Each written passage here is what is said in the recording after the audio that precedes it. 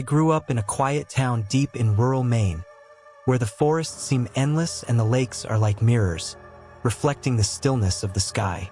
There was one place, one lake, hidden from everyone. It was my refuge. The trail leading to it was known only to me, and for years, I went there to fish, to think, to escape the world. That summer afternoon, everything seemed the same. The sky was clear, with the colors of twilight spreading across the trees, while the lake shimmered in golden hues. I was alone as always. My kayak rested against the same tree, waiting for another peaceful night of fishing. But then I saw him. At the edge of the lake, near the shadows of the trees, a man stood. He didn't seem to notice me, or maybe he didn't care. What he was doing was disturbing. A large barrel sat beside him, and I watched as he poured what looked like a thick, viscous liquid into the water. Instantly, something inside me knew this wasn't right. The liquid spread quickly, forming a dark, sinister stain on the lake's surface. And the worst part? It looked red. "Hey!" I yelled, but the man didn't even flinch. He looked directly at me, his eyes cold, and then, without a word, he turned and ran into the forest, vanishing into the shadows as if he were part of them. I stood frozen for a moment, unsure of what to do. My lake, my refuge, was being tainted, polluted. But it didn't feel like just trash. It wasn't simple carelessness. Something about that liquid made my skin crawl, as if the lake was being poisoned with something far more sinister. With my heart racing, I knew I had to leave. Paddling back, with the oppressive silence surrounding me, I couldn't stop wondering what exactly he had dumped there. I couldn't just let this go. Deep down, I felt that there was something much bigger at play, something I couldn't yet understand. By the time I got home, fear had settled deep inside me. I called the Environmental Protection Agency, but something inside told me this wasn't just an environmental issue. It was a secret, something I wasn't supposed to have seen. I had the distinct feeling that man wasn't just some careless polluter, but someone with a darker purpose. And now I knew too much. That night I barely slept. Even after reporting the incident, the sense that something was terribly wrong wouldn't leave me. Every small noise in the house made my heart race. I kept imagining what else could be happening at that lake, what else that man could have done, or worse, what he might do to me for having seen him. I tried to calm my thoughts, telling myself it was just paranoia. But deep down, I knew it wasn't. The lake, something about it felt different since I'd come back home. I could swear its silence that night was deeper, more menacing. And now, as I tried to find some sense of peace, I knew I wasn't truly alone. Not really.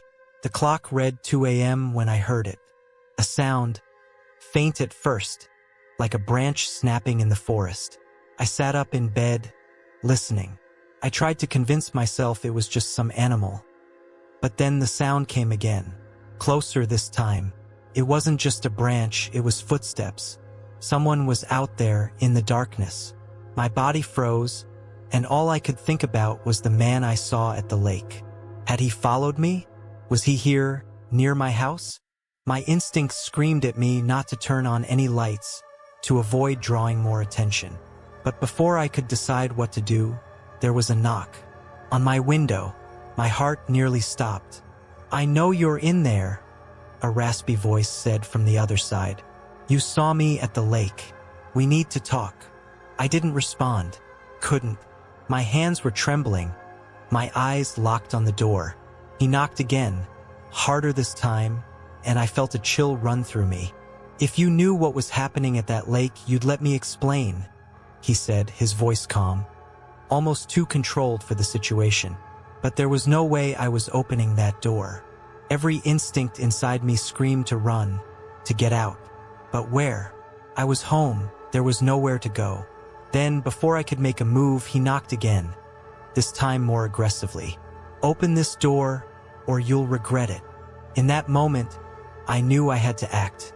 I grabbed my phone, called the police, and started locking every window, as quietly as I could. But the feeling of being watched, of something lurking outside, was suffocating. Minutes later, the knocking stopped. Silence returned. I sat on the floor, in the dark, my heart still racing. I knew the danger wasn't over. He could be hiding, waiting. And the lake, it now felt like an enemy, harboring a secret I was never meant to witness. After what felt like an eternity of silence, I began to feel slightly more secure, but only enough to take a deep breath. Maybe he had given up. Maybe. But deep down, I knew this wasn't going to end so easily. Then something occurred to me. The way he spoke at the window, so controlled, like he was desperate for me to understand. It wasn't just about dumping some trash in the lake. No, he was hiding something. And worse, he thought I knew.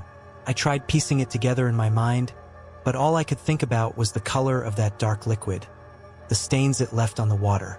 Whatever he was pouring in, it wasn't just to get rid of something. It felt more desperate, like he was trying to eliminate evidence. My heart clenched again. Evidence. Could that be it? Was this man not just polluting the lake, but hiding something far more sinister? The nausea returned, but this time it wasn't fear. It was a sickening certainty. Maybe inside that barrel there was more than just toxic waste. Maybe what he was dumping was far worse. Human remains? I couldn't stop thinking about it. I started recalling the past few months. Some local news about disappearances in the area resurfaced in my mind. People vanishing without a trace. The lake was isolated, no one ever went there. I was the only one who knew that place so well, but what if he knew that too? What if that man was using the lake as his hiding spot, far from any witnesses? He had followed me home for a reason. He wanted to make sure I wouldn't say anything. And now I realized he was willing to go too far to keep me quiet. I stood up slowly, trying to control my breathing. I needed a plan. It wasn't just the lake at stake now, it was my life. If he truly believed I knew too much, he wouldn't stop until I was silenced. Staying home now seemed like the worst possible option. As I reached for the phone again, intending to call someone nearby, I heard a sound that made my blood run cold. The faint creak of the front door. Someone was inside my house. Holding my breath, I slowly crawled to the farthest room. My hand shook as I grabbed the old revolver I kept in the back of the closet, a legacy from my grandfather. I knew that tonight, I would need more than just courage. I would need to fight for my survival. He was after me now, not because I saw him at the lake, but because I had figured out what he was hiding there. The sound of footsteps inside my house was slow, calculated, as if he knew exactly where I was. My quickened breathing nearly gave me away as I crouched in the corner of the room, revolver in hand, trying to stay focused. I could hear the soft creak of the wooden floor, closer with each passing second. I had a choice: wait and be found or try to escape. But something inside told me that running would only increase the chances of me not making it out alive. My mind raced, and then it hit me: he wasn't alone. It wasn't just a feeling, it was a fact. The way he acted, the confidence with which he had followed me all the way home, and now, the calmness of someone who knew exactly what they were doing, wasn't the work of an ordinary person. He wasn't just a stalker. He was part of something bigger, something that kept that lake secret, something that couldn't be uncovered. And then the terrible truth dawned on me. He was part of a group. The entire situation, the barrel, the liquid, the knocking at the door, the break-in, wasn't the isolated action of a desperate man. There were others. There was a group of people tied to that lake, hiding something that would ruin anyone who found out. I didn't know how many were out there. Maybe others were already inside the house, surrounding me. Maybe what I was hearing wasn't just one man, but several, coordinated, ready to silence any threat. My body shook with the realization. What were they hiding in the lake? I wasn't sure, but one thing was clear. They wouldn't stop until I was silenced. I gripped the revolver tighter, my eyes fixed on the bedroom door, waiting for the inevitable. I knew I couldn't rely on the gun alone. I had to be smart. My mind raced frantically for an escape. If they wanted me dead, they were going to have to fight harder than they thought. The footsteps stopped. The silence that followed was deafening. I knew he was right there, on the other side of the door, waiting for the perfect moment to strike. My breathing was heavy, And that's when I heard something that made my stomach drop. A voice, low, almost imperceptible, coming from the hallway. "You're not alone in here, are you?" That question, whispered like some sick joke, made my heart pound so hard it felt like it was echoing in the walls. There were others. They knew where I was. And now it was only a matter of time before they made their final move. I had no more choices. I had to get out and fast. I was surrounded, that much was clear. They knew where I was, and that whisper in the hallway made it evident. I no longer had time to hesitate. The adrenaline surged through my body, and my focus now was on finding a way out before they could carry out whatever they were planning. But before I could move, something hit me like a cold wave of realization. They weren't just following me because I saw them. No, there was something more. They were after me for another reason. I was a bigger threat than I had imagined. I tried to recall every detail from that night at the lake, every move that man made, and then it dawned on me. It wasn't just about what he dumped into the water. It was the fact that I knew exactly where the kayak was. I knew that lake.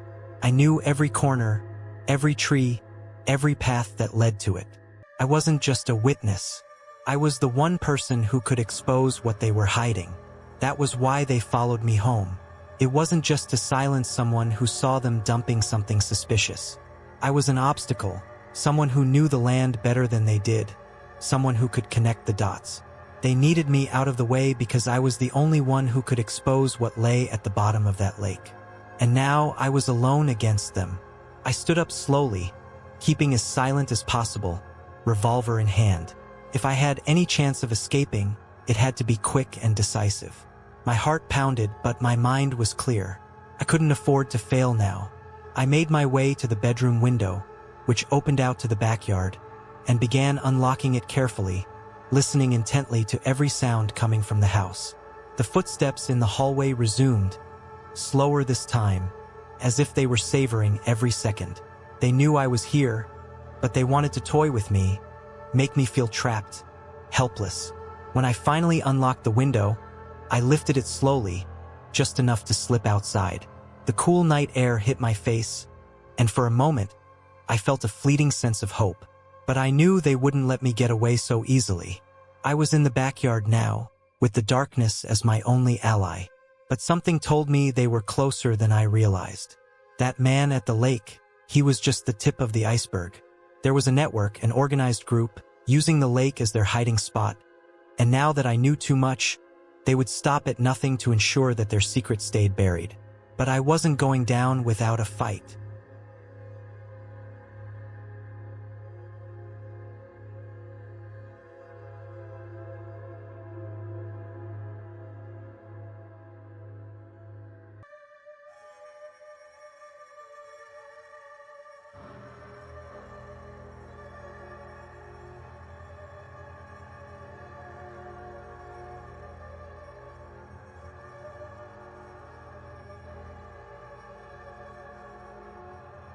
We set out early that morning before the sun even rose. I was with my dad and some of his closest friends, seasoned fishermen. They spoke of a special spot, a remote, isolated cove where the fish were abundant, and the waters were so still it felt like time stood still. It was supposed to be just another fishing trip, where the conversations flowed, and the only worry was what would bite the bait. But that day, something was off from the start, we just didn't know it yet. The place was so remote we arrived there after hours on the boat, cutting through the dense fog that was already beginning to rise off the water. As soon as we anchored, I felt the first chill. There was something about that fog, something different. It was heavy, almost suffocating, and it moved in a strange way, like it was alive. But no one said anything, so I chalked it up to my imagination. The day went by without issue. We caught some fish, laughed, cracked open a few beers. It was exactly as my dad had described, a paradise for any fisherman. But as the afternoon wore on, the fog around the boat began to thicken. It was no longer that thin veil we were used to in the mornings. It was dense like a wall. When night started to fall, we could barely see the shore of the cove, and the uneasy feeling turned into something much darker. My dad, always the cautious one, suggested we leave before it was too late. But it already was. The fog had completely surrounded us, making it impossible to navigate back. We decided to wait it out, confident it would clear up. That's when we heard the first sounds. A soft clicking noise coming from the forest. At first, I thought it was some animal, but the sound persisted, rhythmic, like someone was tapping two stones together. It repeated over and over, and then it began to move around us in the darkness. This wasn't an animal. This was someone, or something. No one wanted to say it aloud, but we all knew we weren't alone. Jeff, the jokester of the group, made a joke to break the tension, but his laughter quickly died when we heard another sound. This time it was a whisper, low, barely perceptible, but there. Words we couldn't understand, like an ancient language. We stood up, quietly trying to figure out where the sounds were coming from. That's when the figure appeared at the edge of the water. A silhouette standing still, watching us. My heart started pounding. We didn't know if it was a person or something else. "Who's there?" my dad yelled, his voice tense, something I had never heard from him before. But the figure didn't respond. And then suddenly more of them appeared. A dozen, maybe more, emerging from the fog, standing there at the water's edge, silent, just watching. They were dressed in clothes I had never seen before, dark outfits that looked tribal, maybe ceremonial. And in their hands, some of them held crude spears, like they were ready to hunt. Panic started to set in. Whatever was happening, we weren't welcome here. We all knew it. "We need to get out of here now," my dad said, pulling everyone toward the boat. But the fog, it was so thick. There was no way to get out without getting lost, without crashing into the rocks that surrounded the cove. We were trapped. And as the panic spread among us, I looked toward the shore and realized this wasn't just a group of strange people. This was a cult, something much older and far more dangerous than anything I had ever imagined. They were here for a reason, and we were the intruders. I didn't know what they wanted, but one thing was certain. They weren't going to let us leave alive. As we scrambled to get ourselves together in the boat, the feeling that something was terribly wrong grew stronger. The air around us felt heavier, almost impossible to breathe, as if the fog itself was suffocating us. The group on the shore didn't move. They just stood there, their silhouettes still like ancient shadows that had inhabited this place for centuries. That's when I realized the fog wasn't natural. Every instinct screamed for us to leave, but the more I looked around, the clearer it became that it wouldn't be that easy. The fog wasn't just covering the water. It was enveloping us, trapping us. It was as if this fog had a will of its own, a force that was keeping us there. "This isn't normal," my dad muttered, his eyes fixed on the figures. "This fog, it's closing in on us." And he was right. The fog wasn't moving like it should. Instead of dissipating with the light breeze, it seemed to grow, to close in around us, creating a barrier between us and the way out. It was like we were being led into a place with no return. Rich, the most experienced among us, looked at me with an expression I'll never forget. Fear. A man who had spent his life on the water in all kinds of situations was now completely out of his depth. "I've never seen anything like this before," he said, his voice shaking. My dad, trying to keep calm, suggested we start the motor and slowly make our way toward open ocean, where, with any luck, the fog might be less dense. But as we tried to get organized, something on the horizon began to change. The rhythmic clicking sounds returned, this time coming from all directions. It was as if the fog itself was alive, moving, following some pattern we couldn't understand. But then, amidst the chaos, one thing became clear. We were being hunted. The whispers returned, and now they seemed closer. Disconnected phrases, in a language I couldn't comprehend, blended with the sound of soft footsteps on the shore. The figures began to move slowly forward, creeping toward the water. Rich, who was already at his breaking point, finally spoke up, his voice trembling. "This fog, it's like a trap. They're leading us somewhere." And suddenly it all made sense. They weren't just watching us. They were guiding us, pushing us deeper into the fog, towards something we couldn't see. The figures kept approaching, and what had once been just an unsettling feeling now turned into absolute terror. We were cornered. There was nowhere to go. The fog, the darkness, and now these people, or whatever they were. It was in that moment that my dad made the decision. "We're leaving. Now." He fired up the boat's motor, and the deafening sound shattered the oppressive silence. But as we started to move, the fog seemed to resist. The boat inched forward, like we were fighting against something invisible. And all the while, the clicking sounds grew faster, more synchronized. I glanced back toward the shore and saw the figures standing at the water's edge, their eyes glowing through the fog. We couldn't see them clearly, but we knew they were there, watching, waiting. And that's when I realized it wasn't the fog that was keeping us trapped. It was them. The motor roared as the boat moved, cutting through the thick fog like we were slicing through an invisible wall. But the feeling that we were being pulled back was undeniable. Even with the engine running, the fog seemed to wrap around the boat like a web, and every inch we moved forward felt like a battle. The clicks continued, faster now, almost frantic. They echoed from all sides, surrounding us in the darkness. My thoughts were tangled in pure terror.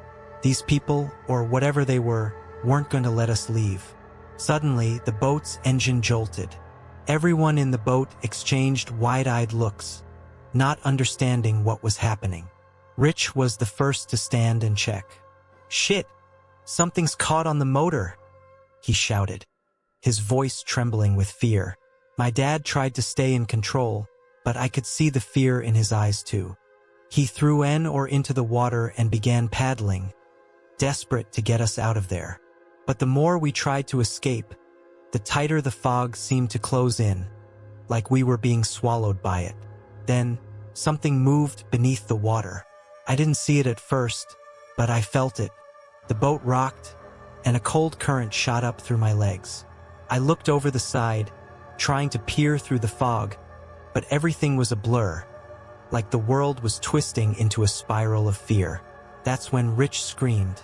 A scream I'll never forget. Something had grabbed his leg. He was at the edge of the boat, trying to pull the line off the motor, when a hand, or something like a hand, emerged from the water and grabbed him. It was pale, thin, almost skeletal. And it wasn't human. I swear that thing had long, bony fingers like claws. Rich struggled to free himself, but whatever it was had a monstrous grip. I had never seen someone so strong get pulled down so fast. He collapsed onto the boat floor, screaming, as my dad and I rushed to help him. But by the time we reached him, it was too late. The hand yanked him with such force that he was nearly dragged overboard. Panic hit us like a punch to the gut. We tried to hold on to Rich, pulling him back, but the thing in the water was relentless. And that's when I realized whatever it wasn't just a creature. It was part of what those people were doing. I glanced toward the shore and saw that the eyes of the figures standing there glowed brighter. They were controlling this. The fog, the water. This wasn't an accident. It was a ritual, and we were part of it. With one final tug, Rich was ripped from our hands. He was dragged to the edge of the boat, his body being pulled into the water as he screamed. The sound of his cries mixing with the silence of the fog was the most terrifying thing I had ever heard. My dad scrambled to the engine, trying to get it started again, but I knew it was too late. This wasn't just about escaping the fog. We had become part of something much bigger and much darker. Rich disappeared beneath the dark waters, and the silence returned. The boat sat motionless, the engine still sputtering, and all I could do was stare at the shore, where the figures watched us with that chilling calm. They had taken Rich, and I knew we were next. My dad and I were frozen. Rich was gone beneath the water, and all that remained was the oppressive silence of the fog, that suffocating quiet that seemed to press down on us. The engine wasn't working, and the boat swayed gently, as if at the mercy of whatever lurked beneath the surface. My dad crouched next to the motor, desperately trying to restart it, but nothing seemed to work. The current of the water was against us. It was as if something was holding the boat in place, preventing us from escaping. And then came the realization that froze me to my core. One of us was behind this. I looked at my dad, who was struggling with the motor, his face filled with panic. But something inside me began to suspect. There was no way all of this was just a coincidence. It wasn't just the fog, the figures on the shore, or that thing beneath the water. There was more. And when I looked around the boat, I started thinking about Jeff. He had been acting strange since the beginning. Too quiet, and now, in the chaos of it all, he was missing. "Where's Jeff?" I asked, my voice trembling. My dad turned quickly, his eyes wide. He hadn't realized it until that moment. Jeff wasn't on the boat, and I didn't remember seeing him since Rich was taken. "Jeff?" my dad yelled, his voice full of desperation. But there was no response, only the echo of his voice in the fog. Then it hit me. What if Jeff had been with them the whole time? My heart raced with the thought. His strange behavior, the distant looks, how he hadn't seemed surprised when we saw the figures on the shore. He knew what was happening. He brought us here on purpose. I began looking around the boat, trying to see any sign of where he could be. But there was nothing but the darkness of the fog, and the constant sound of the clicks that now seemed closer. And then, as if my thoughts had summoned him, Jeff appeared. He emerged from the fog, at the side of the boat, silent and still. His eyes were different. They weren't the eyes of the man I knew, of my dad's friend who had grown up with us. They were empty, like he wasn't himself anymore. "Jeff?" my dad repeated, his voice hesitant, but he didn't respond. I knew in that moment, he was part of this. He always had been. Jeff stepped toward the boat, his movements slow, almost ceremonial. My dad, still confused, started to move toward him, but I grabbed his arm, pulling him back. "That's not the Jeff you knew," I whispered, my stomach turning with the truth that was unfolding before us. My dad looked at me, finally understanding. But before he could react, Jeff began to speak. His voice was low, almost a murmur, like he was reciting something that had been repeated countless times. "You weren't supposed to come here. This place. It's not for you."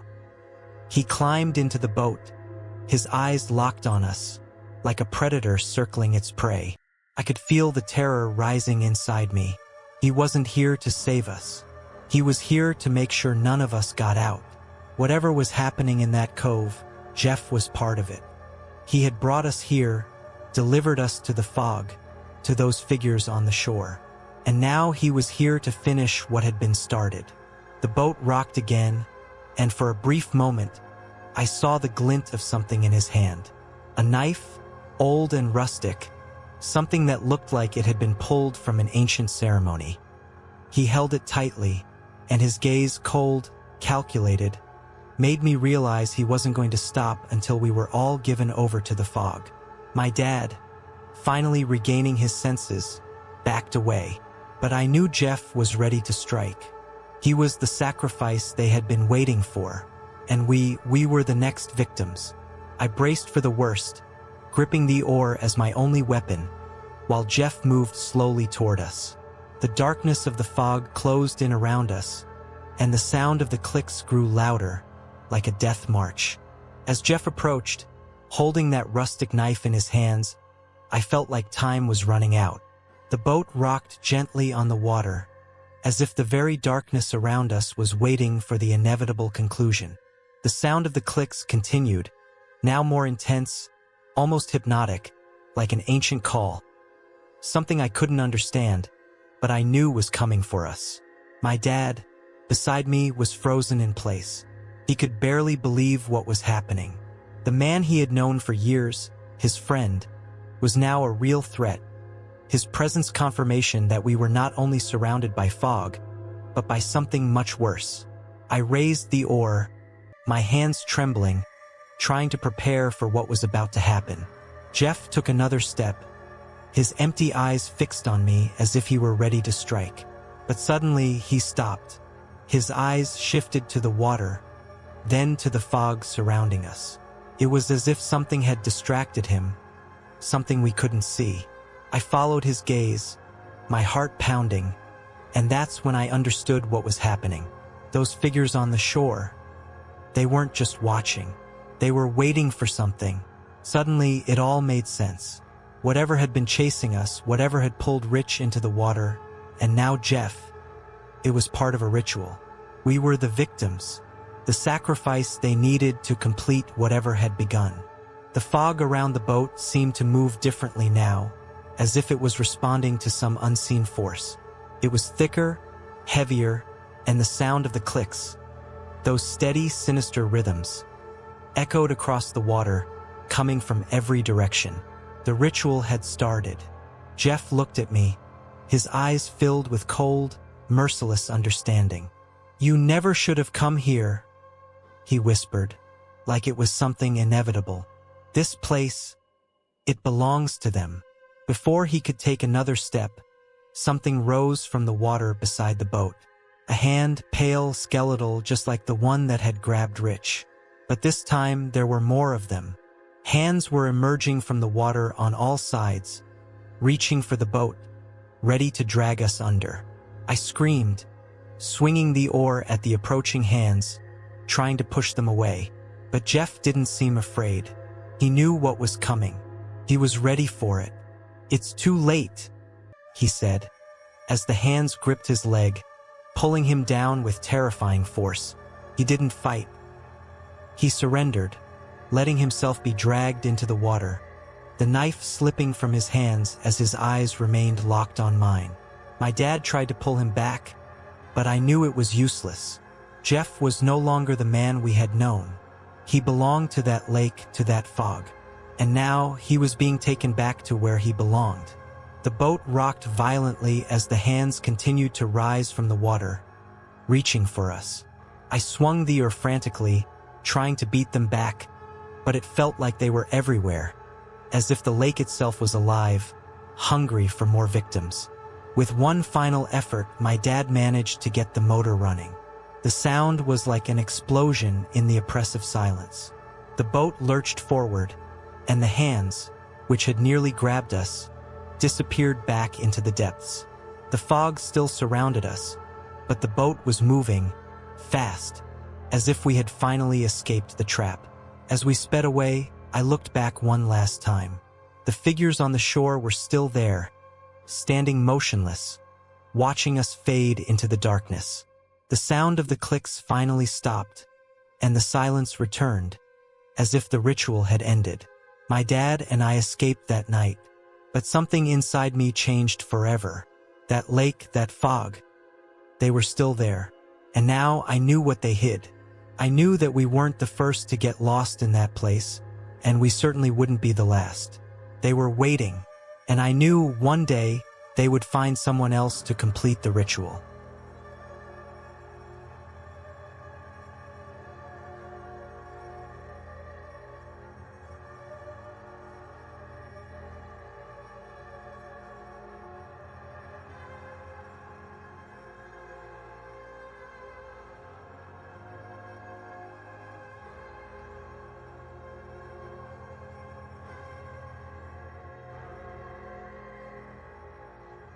I've always loved fishing.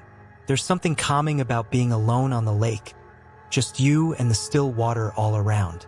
But that morning, as I paddled toward the center of the lake, I felt something different in the air. The place was too quiet, almost suffocating, as if nature itself was holding its breath. I had come to this secluded lake out of curiosity. A friend of mine, also a fisherman, mentioned that the place wasn't well known, and that sounded perfect to me. I wanted some peace, far away from the world.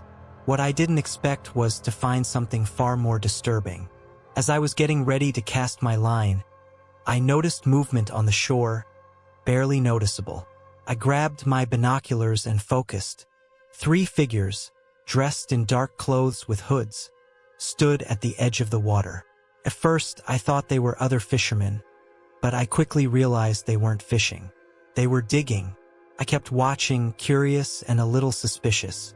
Whatever they were doing, it looked shady. After a few minutes, one of them bent down and pulled something from the hole. It was large, wrapped in something I couldn't quite make out.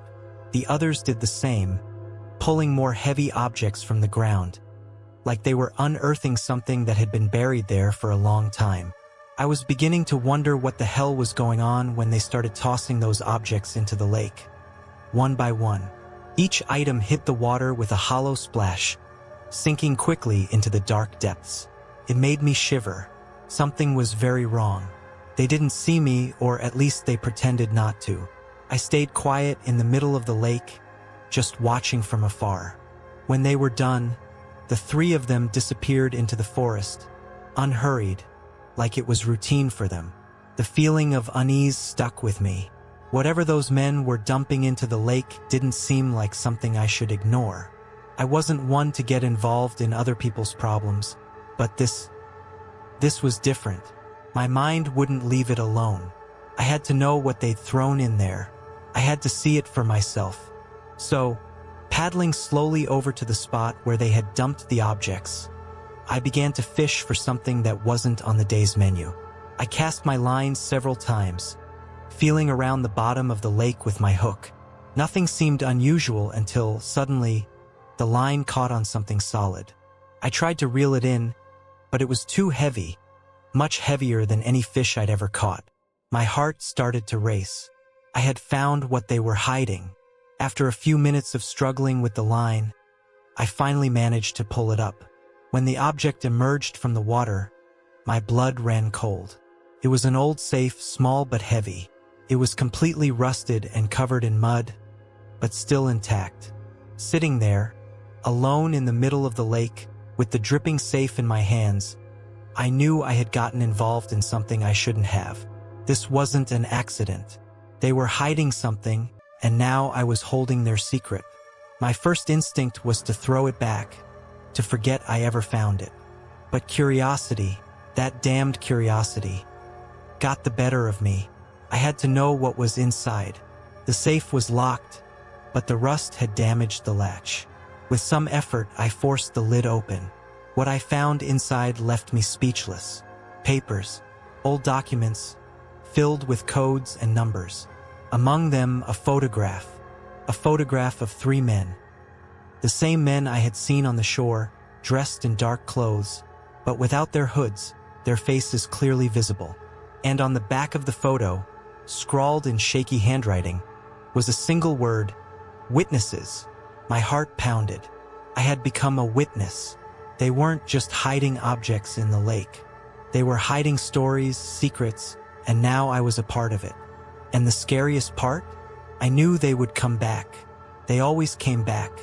I held on to that photo for longer than I should have, my eyes fixed on the word witnesses written on the back. Whatever those men were doing, I had just inserted myself right into the middle of it. The safe, the papers. This wasn't just a random hiding spot. It was deliberate, and I knew there was no turning back. I took a deep breath and looked around. The lake was still, as always, but now the tranquility felt like a cruel trick. The feeling that something or someone was watching me wouldn't go away. I couldn't ignore the reality unfolding around me. I had seen too much, and worse, now they knew I had uncovered what they were trying to hide. I put the papers back into the safe and closed it as best I could. But as I paddled back to the shore, something inside me told me it wouldn't be that easy to walk away from this. They would come after what was theirs. The whole time, one thought kept running through my mind. They knew where I was. I was a witness, and witnesses don't last long in situations like this. I didn't know what to do, but the urgency to get out of that lake overtook me completely. I was only a few meters from shore when I heard a snap. Something light, but enough to make me stop. I looked toward the forest, and for a second, I thought I was imagining it. But there they were again. 3 silhouettes, standing in the shadows of the trees, watching me. Not moving, not making a sound. They knew. They knew I had found the safe, knew I had seen the photo. My heart raced. I needed to get out of there. Paddling hard, I reached the shore, dragged my kayak out of the water as fast as I could. My hands trembled as I packed up my things. The whole time, those 3 men kept watching me from a distance, like predators waiting for the right moment to strike. I didn't have the guts to confront them. I knew if I did, the situation would escalate fast. With the safe hidden among my belongings, I started walking down the trail back to my car, looking over my shoulder every few steps. The path seemed longer than usual, like time was dragging. Everything around me felt darker, heavier, like the forest was conspiring against me. That's when I heard footsteps behind me. They weren't mine. They were light, cautious, but close enough to let me know I was being followed. Adrenaline shot through my body, and I quickened my pace, trying to stay calm. But the footsteps kept up with me, not giving me a break. I knew they were there, hiding among the trees, watching me, following me. They weren't going to let me leave that place. With my heart pounding, I finally reached my car, threw the safe onto the passenger seat, and slammed the door shut. I started the engine quickly, and as the car sped down the empty road, only one thought circled in my mind. I wasn't safe anymore. Not anywhere. I knew this wasn't over. Those people, whatever they were hiding, were relentless. They had seen me, I knew too much, and now I was the next target. From a distance, as I sped down the deserted road, I saw the silhouettes slipping back into the trees for the last time. They weren't in a hurry. They didn't need to be. They knew the fear would follow me no matter where I went. And in that moment, a terrible truth dawned on me. I was being watched. As I sped down the winding road, my heart pounded in my chest. The forest around me seemed to close in with every turn, and the feeling of being watched wouldn't go away. I knew that even with the growing distance between me and the lake, whatever was after me wasn't just behind me. It was all around. My hands were sweating on the wheel, and I kept glancing over at the safe on the passenger seat. The safe, the key to whatever was happening. I had no idea what I was involved in, or more importantly, who was involved, but one thing was certain. This wasn't just a matter of hiding something. It was much bigger. Every instinct told me to go to the police, report what I'd seen, hand over the documents. But something inside told me it wouldn't be that simple. I remembered those silhouettes in the trees, the cold calm with which they watched me. They weren't worried. They knew they could reach me no matter where I went. I needed to know more, figure out what was happening before making my next move. With my mind still racing, I decided I couldn't go home yet. It was too close, and if they wanted to find me, they could easily do it. I took a back road, a lesser-known route, and drove for almost an hour until I pulled into an empty town. I parked near a closed gas station and looked around. Nothing seemed out of the ordinary, but my heart was still pounding. I grabbed the safe and placed it on the back seat, covering it with an old jacket I had lying there. When I turned to get back into the driver's seat, I saw something that made my stomach drop. A black car, parked on the side of the road, a little distance away, with its headlights off. I hadn't seen it when I pulled in, but now it was there, like a shadow, silent, no movement. My entire body froze. My mind raced in 1,000 directions. How had they found me so quickly? I was over an hour away from the lake, in an isolated town. It didn't make sense. Unless they had known where I was the entire time. I'd been followed from the beginning. I knew I didn't have much time. I grabbed my phone, my hands shaking, and tried to dial a random number, but my mind was panicking. My hands were slick with sweat, my fingers slipping on the screen. I couldn't think of who to call, who to trust. I glanced at the safe, now covered in the back seat, and a terrible realization hit me. I was alone. The black car's headlights flicked on suddenly, illuminating the road in my direction. They knew I had seen them. There was no reason for them to hide anymore. My breathing became heavy as they started moving slowly, coming toward me. Without thinking, I turned the key in the ignition and floored the gas, the tires screeching against the asphalt. The black car began following me, first at a controlled distance, then speeding up, closing the gap. They were hunting me. The road ahead was a narrow, deserted stretch. There weren't many options. I glanced in the rearview mirror and saw the black car quickly gaining on me. They weren't playing around. I didn't know what they would do if they caught me, but I had a clear feeling it wasn't to interrogate me. I pressed the gas pedal to the floor, feeling sweat drip down my forehead.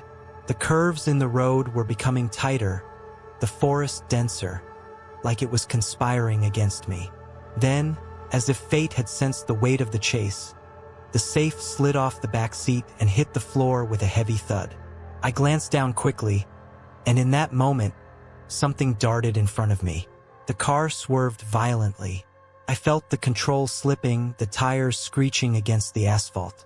Time seemed to slow as the car wobbled dangerously, almost careening off the road.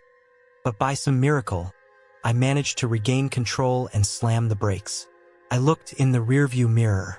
The black car had stopped too, a considerable distance away, as if waiting to see what I would do next.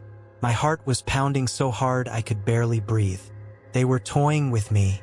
They could have caught me at any moment, but they were testing me, manipulating me. And I knew that as long as I had that safe, I was in their hands. I needed to find out the truth, and fast. I was trapped. The black car sat a distance away, its headlights casting long, ominous shadows down the road. The safe was still on the floor of the car, like a burden I couldn't ignore. They knew I had it. They knew I wouldn't stop while it was in my possession. My hands shook on the steering wheel. I needed to think quickly. Who were they? Why was this safe so important to them? The questions pounded in my head, but I had no time to search for answers. Time was running against me. The road was deserted, and the silence was suffocating. They were just waiting, like predators circling their prey. They could have taken me, I had no doubt about that, but they hadn't yet. And that was the scariest part. They were testing me, trying to see what I would do next. I took a deep breath and looked at the safe again. I didn't know what was inside all of this, but it was important. Important enough for them to follow me, to hunt me. And then, suddenly, an idea struck me. What if it wasn't just about what was in the safe? What if they were after something else? My stomach twisted. What if they wanted to silence me because I knew too much, not because I had the safe? The thought made my blood run cold. From the moment I had seen those men at the lake, I had known something was wrong. The safe, the papers, everything seemed like a distraction for something bigger, something I couldn't fully grasp yet. And suddenly, I realized it wasn't about the safe. It was about me. They had seen me. They knew I had witnessed something I wasn't supposed to. And now, more than the contents of the safe, I was the threat. I looked back at the black car. The headlights remained on like watchful eyes. They were out there waiting for my next move. The safe. Now it felt like just a detail. I was the target. I needed to get out of there, but I knew I couldn't go home. This was like a chess game, and they were always one step ahead. Every turn in the road felt longer, darker, and with every mile I drove, the feeling of being watched only grew stronger. My mind was spinning. How did they know where I was? How could they always be one step ahead? And then the truth hit me like a punch to the gut. There was someone with me. Someone had been passing information. Someone who had been involved in this the whole time. I had a traitor close by, someone who knew my every move. I thought back to the people who had seen the safe with me, the few conversations I'd had. Someone had been feeding them information. It wasn't a coincidence that they always knew where I was. I wasn't just running from strangers. I was being followed by someone I trusted. My mind whirled with suspicion. Who could it be? Every face that crossed my mind seemed suspect now. The friend who had told me about the lake? An acquaintance? I couldn't rule anyone out. The road finally opened into a small town, the faint lights of distant houses flickering on the horizon. For a moment, I considered stopping to ask for help, but reality hit me hard. I no longer knew who to trust. I parked the car in a dark alley, turned off the engine, and sat in silence. I waited, watching, while the black car lingered out on the road. They weren't following me directly, but they were always there, like a constant shadow. Now I knew the threat was far greater than just the men at the lake. Someone close to me was involved, someone who knew exactly what I had discovered. My breathing was heavy, and an unforgiving truth settled over me. There was no escaping this without facing it head-on. Whatever was in the safe, whatever I had witnessed at the lake, it was all connected to something much darker. And now there was no turning back. I knew they would come, and this time I had to be ready. I sat there, in the silence of the car, watching the road through the shadows. The black car was still out there, parked at a distance, almost like it wanted to be seen, but it didn't get any closer. They were playing with my mind, pushing me. I didn't have much time. My head throbbed with all the possibilities. I knew someone close to me was involved. I knew those men would do anything to silence me. And the safe, that was only part of the puzzle. Now, it was clear that the real danger wasn't the contents of the safe. It was what I had seen. I was the problem, the obstacle that needed to be removed. The safe was in the back seat, covered by my jacket, like a constant weight, reminding me that all of this started because of a curiosity that should never have existed. But now, running wasn't an option anymore. I was trapped. It was either fight or be hunted. I glanced at the safe one more time. I opened the car door, stepped out into the cold night air, and walked to the trunk. I knew if I didn't find out what was really inside it, beyond the papers and the photo, I'd never have a chance of fully understanding what was going on. Something told me that the safe held more secrets, something that had yet to be revealed. I opened the trunk and began examining the safe more closely. Rust covered most of it, but there was something odd about the bottom, like a small gap I hadn't noticed before. I grabbed a screwdriver from my toolkit and began prying at the gap. My hands were sweaty, my heart pounding, each second feeling like an eternity. And then, with a sharp metallic sound, the gap opened. My stomach turned as I saw what was inside. A hidden compartment. Inside, something I didn't expect. A small key, wrapped in a damp piece of cloth. Next to it, there was a folded piece of paper, old and stained with moisture. I carefully picked it up, my hands trembling. The paper contained only a single phrase, handwritten in a rushed script. "You know where to look." My heart raced. The key, the note, everything pointed to a place, but where? They knew I had seen something I wasn't supposed to. Now they were guiding me, forcing me to continue this game. But where was this place? I looked more closely at the key. It was small, old, the kind of key that opened a safe or a special door, maybe in a place long forgotten. And then suddenly it all made sense. The lake. That key belonged to something at the lake. Maybe the safe wasn't the only hiding spot. Maybe the real secret was still there, submerged, waiting to be found. I was being led back to where it all began. But now I knew they wouldn't let me get there alone. The black car was still parked in the distance, like a warning.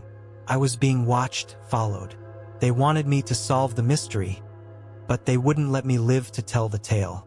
With the key in hand, I got back in the car and looked at the road ahead. I had two choices: run and be hunted forever, or return to the lake, face it head-on, and uncover what was really happening, even if it meant I might not come back alive. The engine roared as I started the car again. I looked one last time in the rearview mirror. The black car was still there, unmoving, but I knew the moment I drove off they would follow. Now it was a race against time. The lake was waiting, and I had no choice but to return. The key was still clenched tightly in my hand as I sped down the dark road. I knew that place held secrets no one was ever meant to discover. And now I was about to uncover the worst of them. The last piece of the puzzle was in my hands, and I was about to use it.